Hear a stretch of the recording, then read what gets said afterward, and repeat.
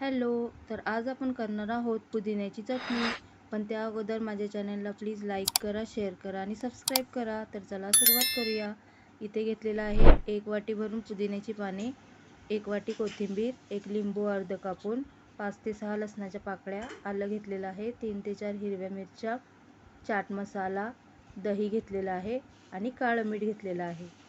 आता इथे मिक्सरचं भांडं घेतलेलं आहे, त्यामध्ये पुदिन्याची पाने 1 वाटी कोथिंबीर घालणार आहे.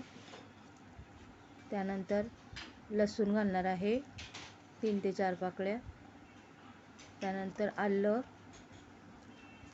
हिरवी मिरची घालणार आहे 2 ते 3 अर्धी कट करून आणि अर्धं लिंबू पिळून घेणार आहे. आता याला मिक्सरला बारीक पेस्ट करून घेणार आहे पाणी घालून.